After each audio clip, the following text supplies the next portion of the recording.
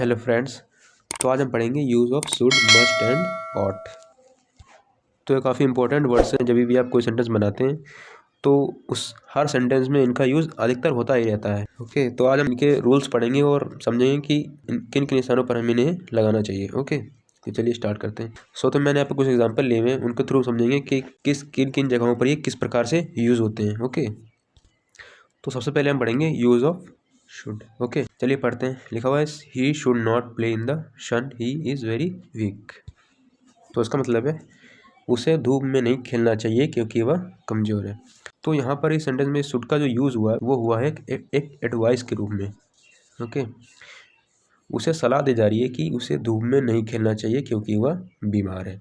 तो यहाँ पर इस सेंटेंस में जो हमारा शुड का यूज़ हो रहा था वो हो रहा था एडवाइस के रूप में। तो आपको इतना पता चल गया होगा कि हमारा शुड होता है एक प्रकार से एडवाइस के रूप में हम इसे यूज़ कर सकते हैं। ओके, चलिए दूसरा एग्जाम्पल पढ़ते हैं। लिखा हुआ है the students should not use mobile phones during the study time. विद्यार्थियों को अध्ययन करते समय मोबाइल फ़ोन का यूज़ नहीं करना चाहिए। तो इस सेंटेंस में जो यहाँ पर शुड यूज़ हुआ है वो एक आप कह सकते हैं सजेशन के रूप में यूज़ हुआ है, यानी किसी को सुझाव दिया जा रहा है कि स्टडी करते समय मोबाइल फ़ोन का यूज़ नहीं करना चाहिए। तो जो हमारा शुड यूज़ होता है वो एक तो एडवाइस के रूप में यूज़ हो सकता है या फिर सजेशन के रूप में भी हो सकता है। ओके, चलिए नेक्स्ट एग्जांपल पढ़ते हैं। लिखा हुआ है we should obey our parents. तो यहाँ पर जो हमारा ये शुड यूज़ हुआ है वो एक कर्तव्य के रूप में यूज़ हुआ है, क्योंकि हमें यहाँ पर दिखाया जा रहा है कि हमें अपने माता पिता की का आगे का पालन करना चाहिए। तो यहाँ पर हमारा शुड होता है वो एक आप कह सकते हैं यहाँ पर ड्यूटी, हमारा कर्तव्य होता है कि हम अपने माता पिता की सेवा करें। तो यहाँ पर हमारा शुड यूज़ होगा वो एक ड्यूटी के फॉर्म में यूज़ होगा। ओके, चलिए नेक्स्ट पढ़ते हैं। लिखा हुआ है should it rain today there will be no match. तो यहाँ पर आप देख पाएंगे हमारा शुड वर्ड है ये पहले यूज़ हो चुका है। तो इसका मतलब हो जाता है कि शुड इट रेन टुडे, यदि आज वर्षा हुई, there will be no match, तो कोई भी मैच नहीं होगा। ओके, तो हमारा जो शुड होता है वो एक आप कह सकते हैं यहाँ पर वो एक बेट के फॉर्म में भी यूज़ हो सकता है। जैसे यहाँ पर एक बेट दिखाई जा रही है कि यदि आज वर्षा हुई तो कोई भी मैच नहीं होगा।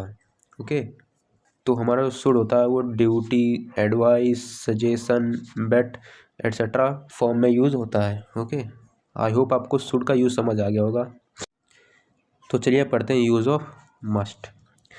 पहला सेंटेंस लिखा हुआ है यू मस्ट गो नाउ, कि तुम्हें अभी अवश्य ही जाना चाहिए। तो इस सेंटेंस में जो हमारा मस्ट यूज़ हुआ है वो एक नेसेसिटी यानी आवश्यकता को शो करता है। तो जब भी हम किसी भी सेंटेंस में मस्ट का यूज़ करते हैं तो उसमें हम आवश्यकता को दिखाया जाता है, यानी जब भी हम किसी सेंटेंस में हम मस्ट का यूज़ देखते हैं तो उसमें हमें आवश्यक कार्य को ही दर्शाया जाता है, यानी नेसेसिटी को दर्शाया जाता है। चलिए नेक्स्ट पढ़ते हैं। एग्जाम्पल लिखा हुआ है students must obey the orders of their teachers. Okay, तो इस सेंटेंस में हमारे यहाँ पर मस्ट यूज़ हुआ है वो एक ओब्लिगेशन को शो कर रहा है। यहाँ पर ओब्लिगेशन यानी आप कह सकते हैं अनिवार्यता। यहाँ पर हमारा जो मस्ट यूज़ हुआ है वो एक अनिवार्यता को शो करता है। तो जब भी हम मस्ट लगाएंगे तो हमारा वो एक प्रकार से नेसेसिटी को शो करेगा, एक प्रकार से ओब्लिगेशन को शो करेगा, यानी अनिवार्यता को दिखाएगा। ओके, चलिए नेक्स्ट पढ़ते हैं। लिखा हुआ you must not behave like this. तो इसमें हमारा जो यहाँ पर मस्ट यूज़ हुआ है वो एक प्रोहिबिशन के रूप में हुआ है। कैसे हुआ है? प्रोहिबिशन यानी निषेध के आप कह सकते हैं फॉर्म में यहाँ पर जो हमारा मस्ट यूज़ हुआ है। ओके, तो जो मस्ट का यूज़ हम करते हैं वो हम तो एक नेसेसिटी दिखाने के लिए, एक तो हम यहाँ पर कह सकते हैं ओब्लिगेशन दिखाने के लिए, और एक प्रोहिबिशन दिखाने के लिए हम मस्ट का यूज़ करते हैं। ओके, आई होप आपको मस्ट का यूज़ समझ आ गया होगा। तो चलिए अब पढ़ते हैं यूज़ ऑफ ऑट। ओके, जब भी आप ऑट का यूज़ करेंगे तो उसमें आप एक बात हमेशा याद रखेंगे, हमेशा ऑट के साथ टू आता है। ओके, तो जब भी हम ऑट का यूज़ करेंगे उसके साथ हमें टू हमेशा यूज़ करेंगे।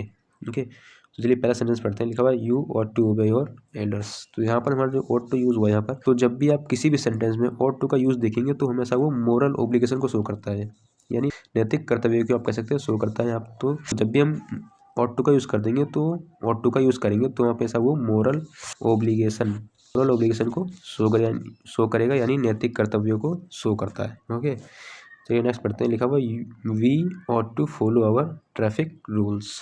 तो यहाँ पर हमारा ये ऑट टू यूज़ हुआ, ये भी एक नैतिक यानी आपको दैनिक जीवन की क्रियाओं के बारे में अध्ययन कराता है कि हमें ये मतलब ट्रैफिक नियमों का पालन करना चाहिए। चलिए नेक्स्ट पढ़ते हैं। लिखा हुआ you ought to have gone to the station.